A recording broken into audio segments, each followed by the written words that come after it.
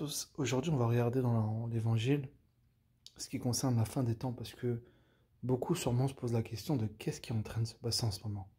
Pourquoi il y a une fascination à vouloir vacciner les gens? Pourquoi les passeports vaccinaux? Pourquoi les couvre-feux? Pourquoi ces restrictions arrivent soudainement et brutalement et que tout concorde dans le monde à ce que cela soit exécuté de manière synchronisée avec tous les États, que ce soit en France, au Canada ou dans le monde. On dirait qu'il y a comme une harmonie qui se joint. Mais ceux qui disent qu'il y a quelque chose de bizarre, aujourd'hui, j'aimerais les rassasier, j'aimerais qu'ils puissent avoir la connaissance d'après la parole de Dieu, de savoir que ces choses doivent arriver. Donc, on va regarder aujourd'hui dans l'évangile de Matthieu, chapitre 24. La question est posée à Jésus. Dis-nous quand cela arrivera-t-il et quel sera le signe de ton avènement et de la fin du monde? Aujourd'hui, on va tenter de répondre à cette question-là avec les informations que nous donne le Messie. Donc, la première chose par laquelle il commence, c'est Matthieu chapitre 24, verset 4. Jésus leur répondit, « Prenez garde que personne ne vous séduise, car plusieurs viendront sous mon nom, disant c'est moi qui suis le Christ, et ils séduiront beaucoup de gens. » Donc la première mise en garde, c'est de ne pas se laisser avoir par les faux Jésus, les faux Christ. On sait que dans l'islam, ils ont des volets prophétiques, les hadiths, etc. Ils indiquent que à la fin des temps, on doit venir Jésus, le Jésus islamique, le Jésus du Coran, qui n'est pas le Jésus que je vous présente de l'évangile, c'est un faux. Ils portent même pas le même nom, c'est Isa. Ils le traduisent par Jésus, mais ils ont même enlevé son nom dans le Coran. C'est un faux Jésus. Il ne faut pas le croire. Donc, l'islam annonce la venue d'un Jésus qui va ni être le Fils de Dieu, etc., sûrement. Et notre Seigneur Jésus, le véritable, il indique, car plusieurs viendront sous mon nom, disant c'est moi qui suis le Christ, et ils séduiront beaucoup de gens. Vous voyez à quel point Jésus est clair là-dessus. Il nous informe. Et il commence par un avertissement quand il parle de la fin des temps sur les faux messies. Il ne parle pas de tremblement de terre tout de suite. Il va en parler à la suite. Ensuite, on va regarder, pour comprendre un peu mieux ce verset, on va le regarder maintenant à travers le parallèle dans l'évangile de Luc, chapitre 21. Donc pareil, Luc nous relate les éléments de la fin, mais quand cela se passera-t-il? Jésus répondit, faites attention de ne pas vous laisser tromper, car plusieurs viendront sous mon nom en disant, je suis le Messie.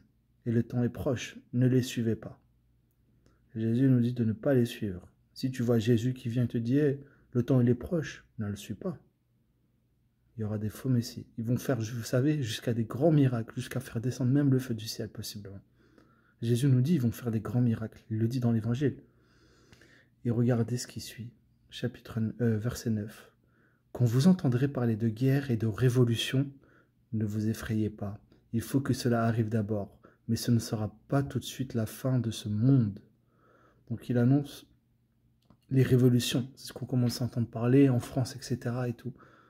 Là, ça commence à pointer le bout de son nez, ça commence à chauffer, à prendre feu doucement là. Donc ça, c'est cette génération, en tout cas, c'est en train d'arriver. Donc la première chose, il nous a mis en garde contre les faux Jésus. Deuxième chose, là, il commence à nous parler des guerres, des rumeurs de guerre, des révolutions. Ne vous laissez pas effrayer. Il faut que cela arrive d'abord, mais ça ne sera pas la fin du monde tout de suite. Donc il ajoutera qu'il y aura un peuple qui va combattre contre un autre peuple, un royaume contre un autre royaume, des tremblements de terre terribles dans différentes régions, des famines et des épidémies. Il y aura aussi de grands phénomènes effrayants et des signes impressionnants venant du ciel. Là, le terme qui est ajouté, c'est épidémie. Épidémie. Donc moi je pense que le coronavirus, etc., c'est peut-être même pas ce à quoi Jésus faisait référence tout de suite, mais c'est que dans la fin des temps, il y aura comme une prolifération d'épidémies. Ça va être ça va se multiplier des choses avec, peut-être on portera, je sais pas moi, des masques à gaz et tout. Là, c'est mon interprétation. Mais c'est possiblement que l'entrée de Dieu, c'est la mise en bouche, le coronavirus, la mise en bouche, pardon.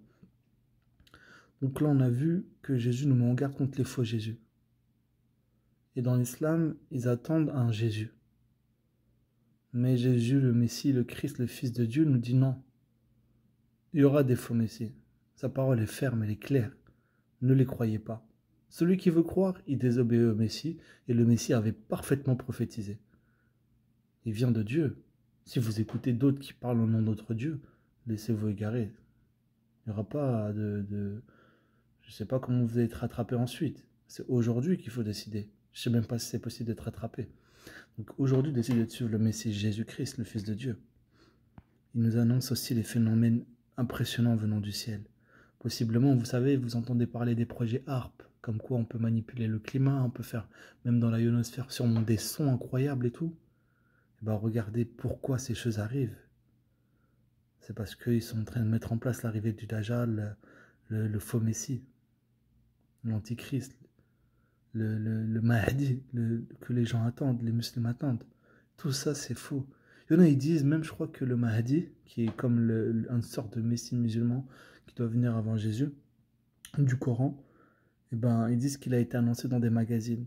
Mon frère, ma soeur, si déjà il a été annoncé dans un magazine qui subventionne tout ce qui se passe, c'est pas financé par la franc-maçonnerie et tout, tu crois que eux c'est des prophètes d'Allah, tu crois que c'est des prophètes de Dieu? Ils sont en train sûrement de le mettre en place. Ils sont en train de te berner, mon frère, ma soeur. Ils sont en train de se foutre de toi. Ils vont te faire apparaître un Mahdi, tu vas le croire. Ne crois pas que les Blancs, ils n'ont pas de culture. Les Blancs, ils savent très bien ce que les musulmans sûrement attendent. Ils savent très bien, ils savent très très bien. Tu crois pas c'est eux qui ont formé des choses en Syrie, comme l'État islamique, etc.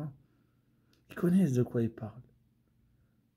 Donc, sur ça, moi, j'ai pas de certitude sur le fait qu'ils aient formé au nom des alliances en Syrie ou autre. Mais moi, ce que je vous dis, c'est juste de vous mettre en garde. Le Messie nous le dit, moi, je vous mets en garde aussi.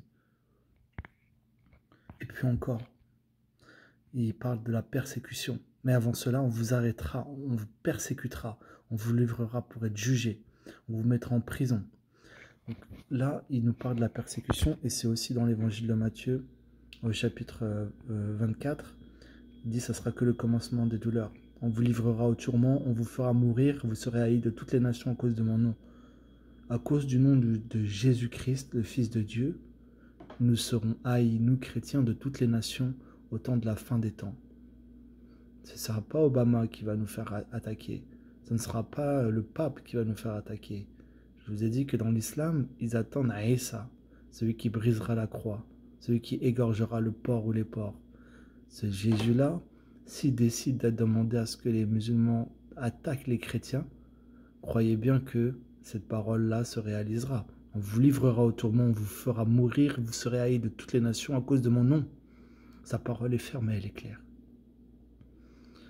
Sa parole, elle est ferme et elle est claire. T'as beau avoir eu des hadiths qui sont venus beaucoup plus tard, une religion presque très récente, l'islam, venu annoncer des choses, le Messie est ferme dans sa position. Les chrétiens seront persécutés.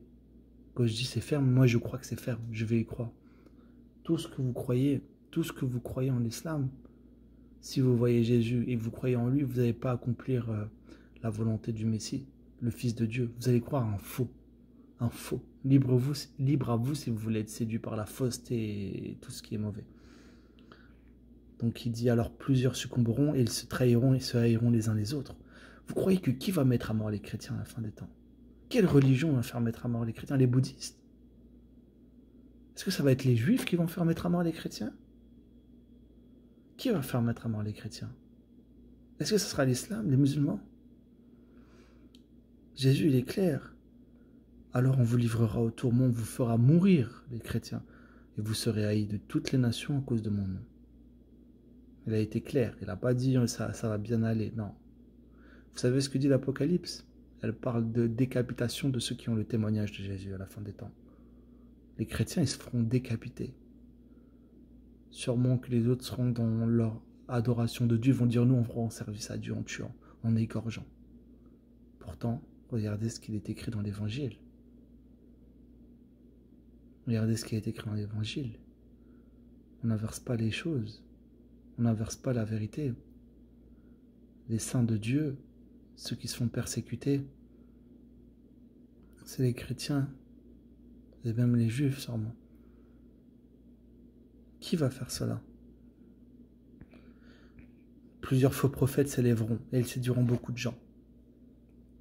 On a dit que dans l'islam, ils attendent le Mahdi et ils attendent Isa. Regardez, cette vidéo, la venue du Mahdi de Nader Abou Anas, elle est très intéressante. C'est un musulman. Il raconte comment doit venir le Mahdi, et ça ressemble beaucoup. Ça ressemble à Apocalypse, à le livre de l'Apocalypse, sur la bête. Il doit régner 7 ans, il va venir, après lui doit venir un Jésus.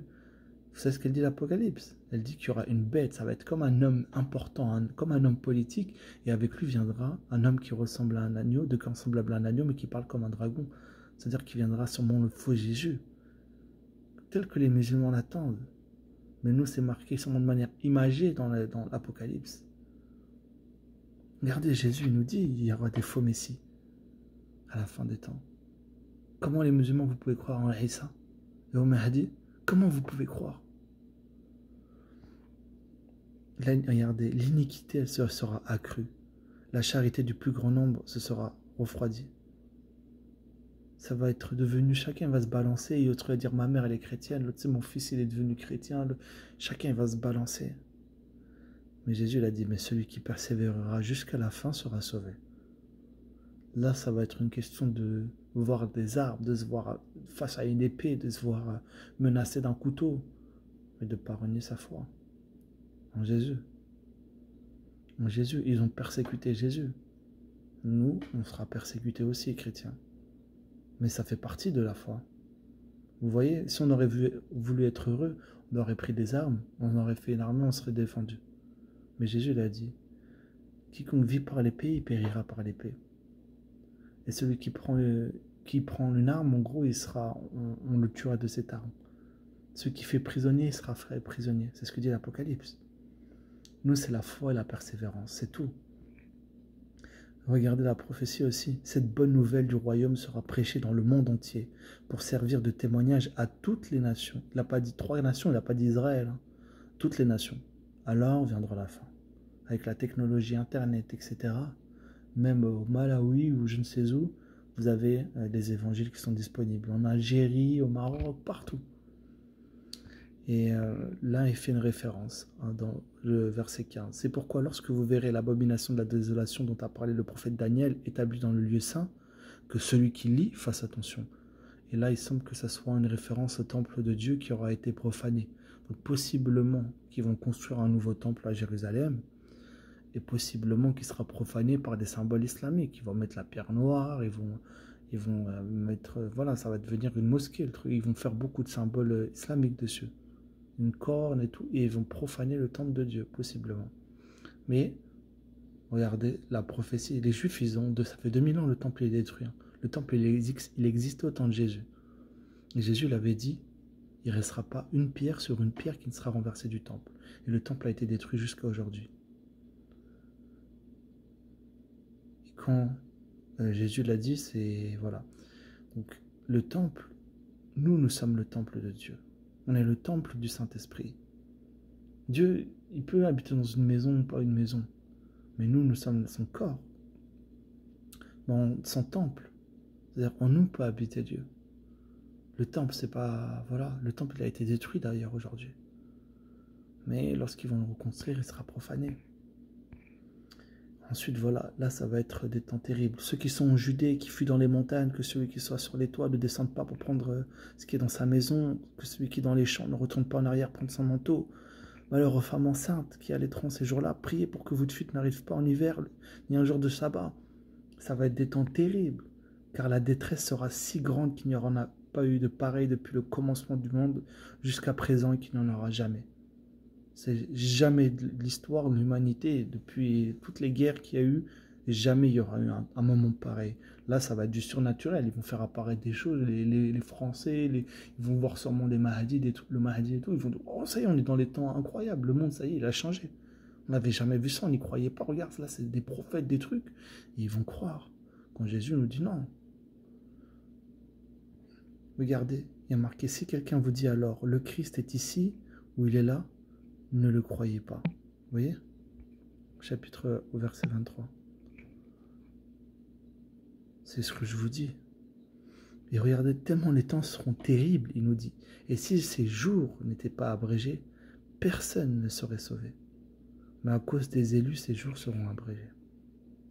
Et il insiste, le Messie, car il s'élèvera de faux Christ et de faux prophètes. Ils feront de grands prodiges et des miracles au point de séduire, s'il est possible, même les élus.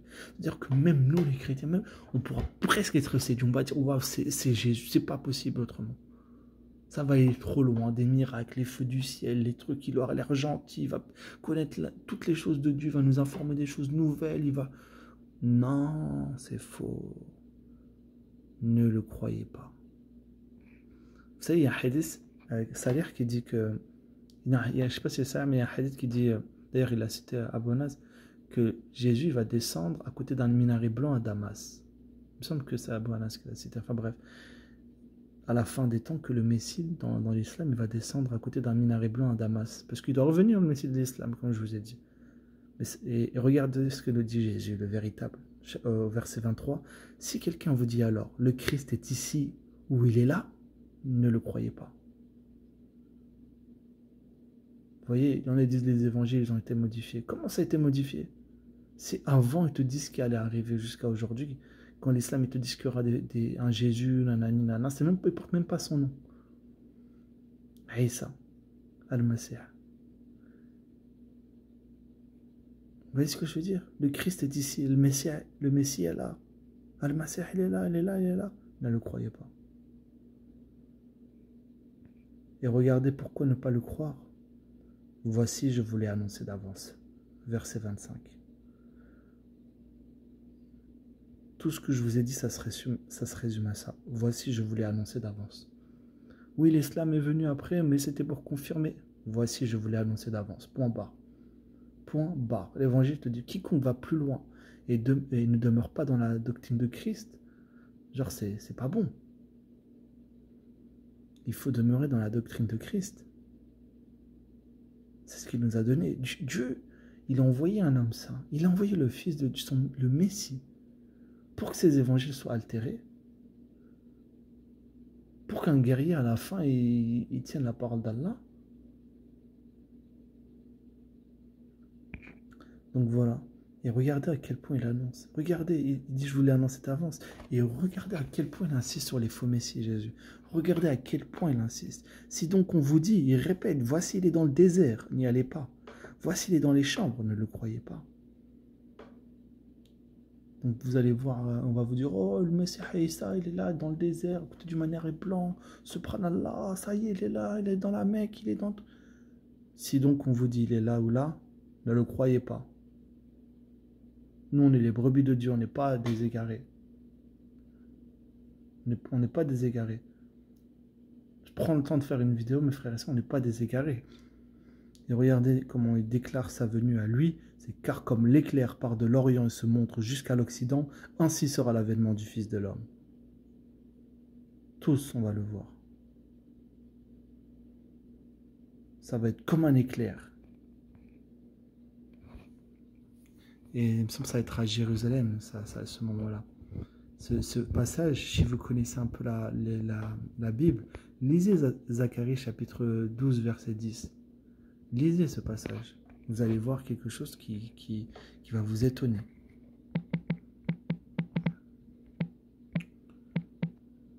Je crois que c'est 10, 12.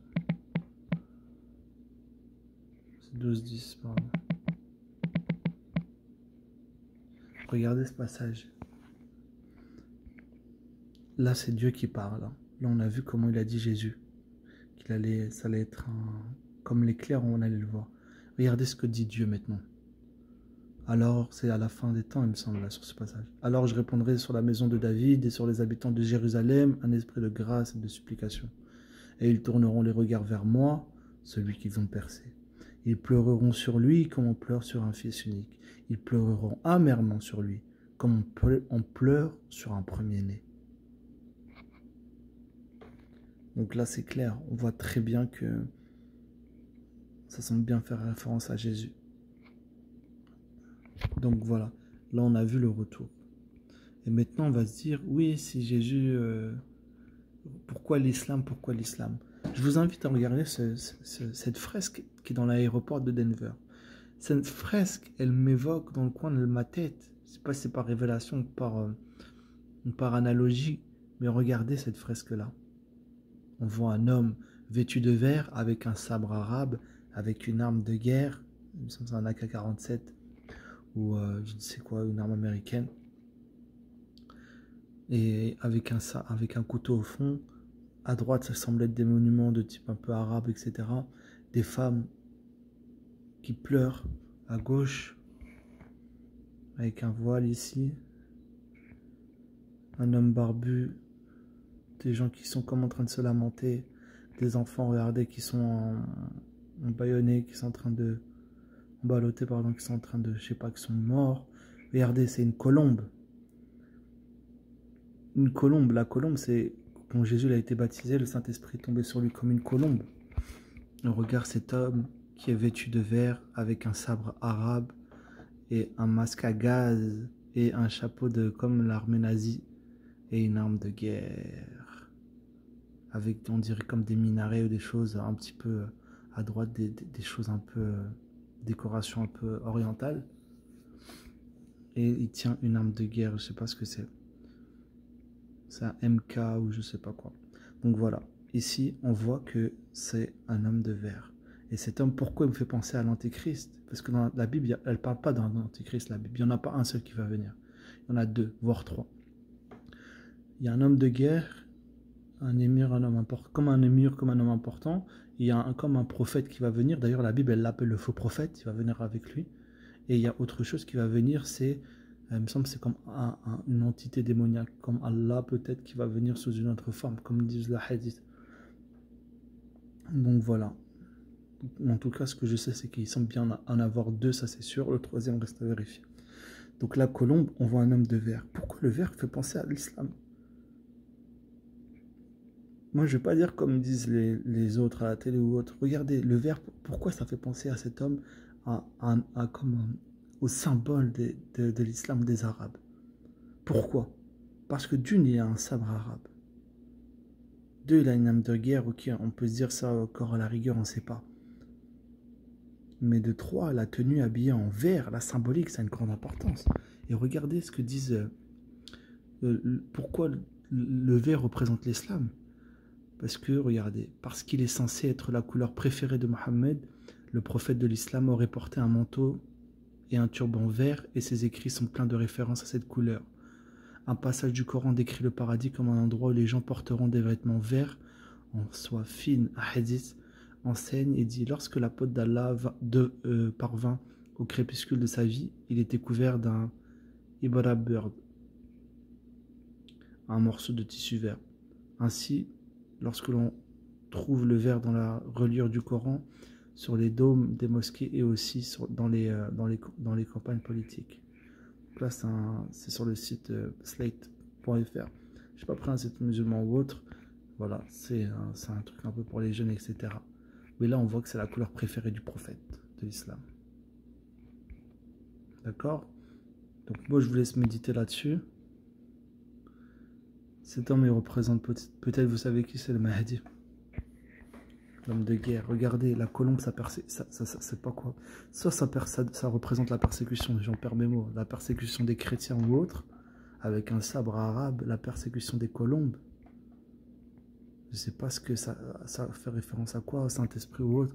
Regardez, il est en train de persécuter. Le masque à gaz, la Bible dans Luc qui te dit il y aura des épidémies. Et regardez la gueule, c'est comme une bête. Et regardez la tête qu'il a. Pourquoi représenter ça dans un aéroport? Il y a des symboles maçonniques dans cet aéroport. Pourquoi la colombe? Et à un moment, il y a un autre tableau, et je vous invite à le regarder. On voit cet homme, il est blessé, il est comme mort. Juste avant celui-là, il est mort. Et l'Apocalypse dit que la bête, à un moment, elle a une blessure mortelle. Après, comme elle revit, et le monde est en admiration devant la bête. Et là, c'est la deuxième image où on le voit comme on dirait qu'il reprend vie. Vous voyez, c'est pourquoi je dis que ça a des analogies avec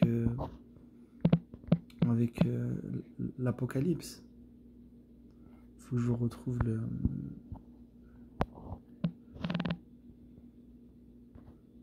je retrouve le deuxième tableau.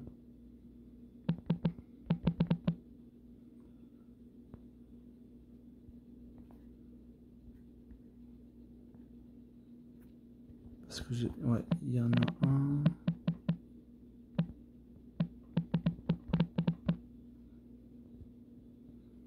Faut que je le retrouve.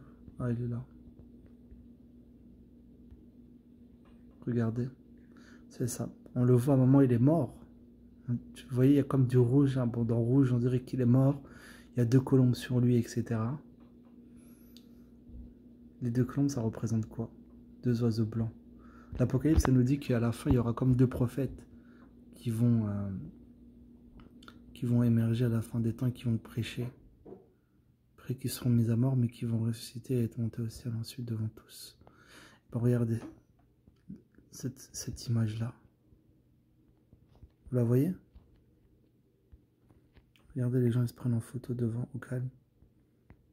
Ils ne savent pas ce que ça représente. Regardez Israël, la Palestine. Regardez, j'ai l'impression qu'Israël et la Palestine, c'est ce qu'on voit le plus sur ce tableau. On voit un peu ceux de gauche, là, ici, l'Inde et le Royaume-Uni. Regardez, Israël et la Palestine. Genre, il y aura la paix. On le voit qu'il est mort.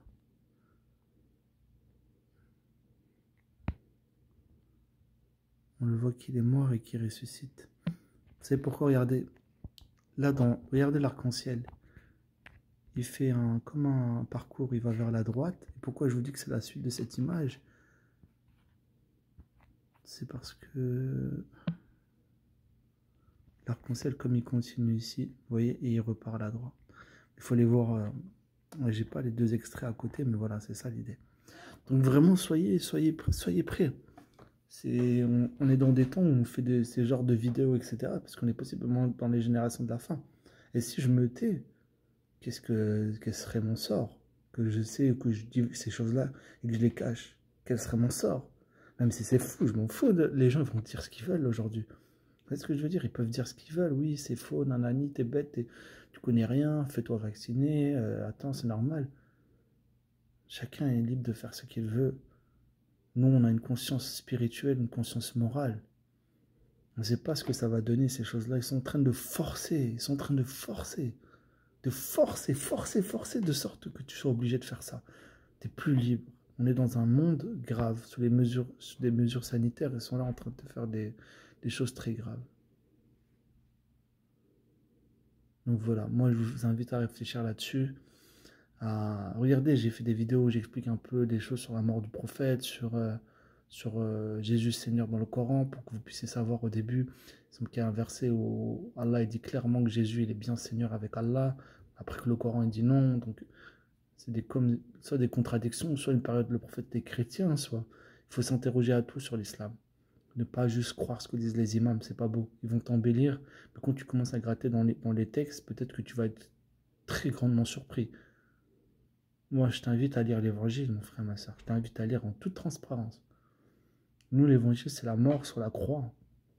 Point barre. Jésus, il est venu, il est mort. Il a dit qu'il devait mourir. C'est ça, le sacrifice. Il n'est pas mort parce qu'il a raté sa mission. Sur la croix, Jésus, il a dit tout est accompli. Tout est accompli. Il n'a jamais dit mince. Il a dit tout est accompli.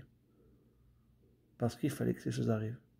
Quand Pierre, il a voulu le défendre de face à la mort, quand ils sont venus l'arrêter, le soir, Pierre, il a pris son sabre, il a frappé la tête du visage de quelqu'un. Et Jésus lui a dit non. Pourquoi tu fais ça? En gros, celui qui vit par l'épée, il va mourir par l'épée. Et il dit, et si tu fais ça, comment vont s'accomplir les prophéties? Tu ne crois pas que je voulais des légions d'anges venir à ma défense? Mais non, il faut que ça s'accomplisse comme ça. Il est venu mourir. Il dit, le bon berger donne sa vie pour ses brebis. Le voleur, il vient que pour prendre, pour tuer, pour détruire. Mais Jésus, il a donné sa vie pour nous. Jésus, il n'a pas été prendre 10 femmes, 11 femmes. Il n'a pas eu d'esclaves. Il a dit, je donne ma vie pour mes amis. Vous êtes mes potes, vous êtes mes sahabs. Je donne ma vie, je donnerai jusqu'à ma vie pour vous. Quoi, lui, le Seigneur, il a ressuscité des morts. Il a rendu la vue à des aveugles nés. Ils étaient nerfs, il leur a redonné la vue. Il a fait de la boue, il leur a mis dans les yeux, il leur a dit, va te laver le visage dans tel endroit, tu vas revoir. Et ils l'ont vu. Cet homme, il ne savait même pas qu'il avait guéri. Il revient, un jour, il va dans une rue, il revoit Jésus. Et il lui dit, Jésus lui dit, est-ce que tu crois, fils de Dieu? L'homme qui a retrouvé la vie, il dit, mais c'est qui que je crois en lui? Il dit, Bah, je le suis, moi qui te parle. C'est Jésus. C'est Jésus, le Fils de Dieu. C'est lui le Saint. Il va être auprès. Lui, Jésus, il est auprès de Dieu, à côté de Dieu. C'est lui qui va intercéder pour toi le jour de ta mort. Si tu as un avocat, c'est Jésus. Ta vie, ton affaire, elle est entre de très bonnes mains. Il est le Saint de Dieu. Il peut siéger à côté de Dieu. Qui peut siéger à côté de Dieu? Un pécheur, un homme mauvais. Jésus, il était saint. Aucun péché. Vous avez vu, il y en a qui disent, ouais, oh, Jésus, il a dit, je suis Dieu, adorez-moi dans le Coran, dans la Bible. Jésus, il a toujours été dans l'humilité. Dans l'humilité. Il était humble. Il a dit même à ses disciples, venez, je dois vous laver les pieds. Je vais vous laver les pieds, pardon. Ses disciples, ils ont dit, non, non, cet homme, il ressuscite les morts. Il rend la vue aux aveugles. Il guérit les lépreux. Il est paralytique, il remarche. Il va nous laver les pieds à nous, le Saint de Dieu. Commander à la tempête, etc. Lui. Ils ont refusé. Et Jésus l'a dit, si je ne vous fais pas ça, vous n'aurez pas de part avec moi. Et après, ils l'ont dit, à la fin, ils l'ont dit, mais t'es notre Seigneur, t'es notre Maître. Et Jésus l'a dit, vous m'avez appelé à la fin de tout ça, dès qu'il a lavé les pieds et tout, il dit, vous m'avez appelé Maître, vous m'avez appelé Seigneur, vous avez raison parce que je le suis. Si donc moi, le Maître et le Seigneur, je vous ai lavé les pieds, lavez-vous aussi les pieds les uns aux autres. Il a voulu nous servir d'exemple. Lui, dans toute sa gloire, il a lavé les pieds des disciples. Vous voyez à quel point était Jésus? Dans toute sa gloire. Dans toute sa gloire. Imaginez, on ne peut même pas imaginer. Jésus aurait pris de l'argent pour ses miracles, de guérir des rois, des choses. Combien de rois ont peut-être donné leur fortune pour qu'ils guérissent un proche ou une personne morte ou autre qui ressuscite? Jésus, c'est même pas une question. J'en parle, c'est honteux d'en parler, c'est même pas une question de ça. Il a donné sa vie pour nous. Il est là-haut dans le ciel. Il est là-haut. Il a accompli tout le dessein et la volonté de Dieu. Aujourd'hui, tu peux être sauvé. Dis à ton Dieu, dis à mon Dieu, je t'accepte dans ma vie comme mon Seigneur et Sauveur. J'accepte le sacrifice de mon Seigneur Jésus. Je veux qu'il soit mon Seigneur dans ma vie et avancer avec lui tous les jours. Je veux qu'il me guide dans la vérité et que ce Saint-Esprit, que ton Saint-Esprit Dieu habite en moi et que je marche à partir de ce jour tous les jours avec toi. Je me repens de toutes mes fautes que j'ai commises et au nom de Jésus, je te demande ce pardon-là. J'accepte le sacrifice de Messie. J'accepte de te suivre. Au nom de Jésus, Amen. Et fais-toi baptiser.